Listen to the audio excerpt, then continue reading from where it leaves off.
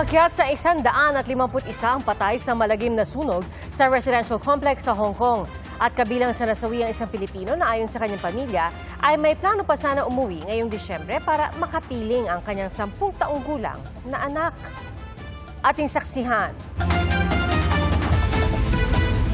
Umabot ng mahigit 1 kilometro ang pila ng mga nag-aalay ng bulaklak para sa mga biktima ng malagim na sunog sa 7 tore ng Wang Fuk Court Residential Complex sa Hong Kong.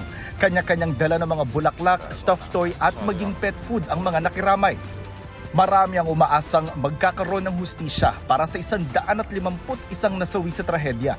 Ilan sa nasawi natagpuan sa mga hagdanan at sa mga bubong. Mahigit 40 individual ang nawawala pa rin. Sa gitna ng investigasyon sa pinakamalalang sunog sa Hong Kong, sa loob ng halos 80 taon, 13 na ang inaresto para sa manslaughter. Iniimbestigahan pa ang sanhi ng sunog pero kabilang sa sinusuri ang mga materyales na nakadagdag umano sa mabilis na pagkalat ng apoy, gaya ng mesh na ibinalot sa bamboo scaffolding na di raw akma sa standard. Gayon din ang foam insulation na ginamit ng mga kontraktor at ang pumalya umanong fire alarms. Ayon sa kanilang Labor Department, may mga residente nang naglabas ng agam-agam noong September 2024 na madaling magliyab ang mesh na ginamit ng mga kontraktor. Pero sinabihan umano sila ng mga otoridad na mababa ang tsansa ng sunog sa lugar.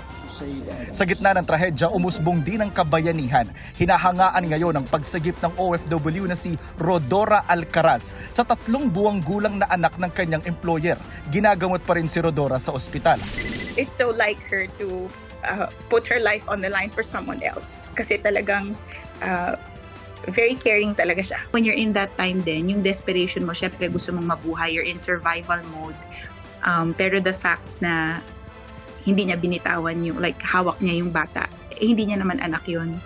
So, I commend her. I'm so proud of her.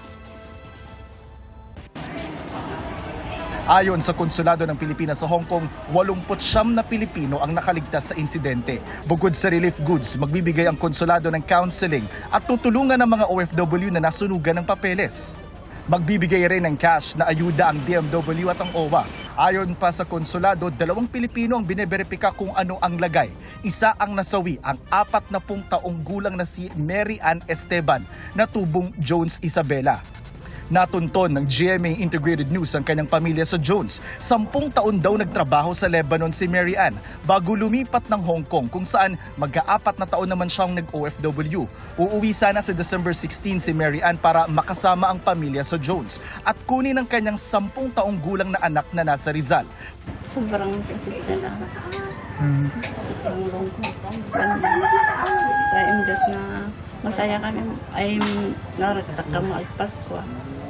Anong kaan at akastanit yung Kaarawan ng ama ni Mary Ann na si Jaime pero hindi sila makapaghanda dahil sa nangyari. Mas mabilis ko mga mayaw at ibang kayo ko.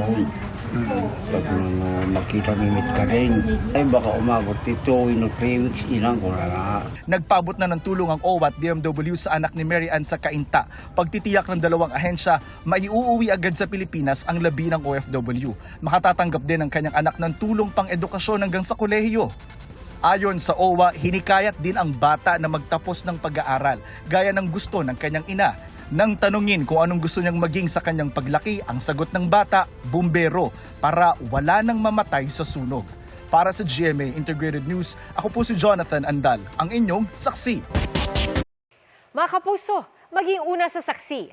Mag-subscribe sa GMA Integrated News sa YouTube para sa iba't ibang balita.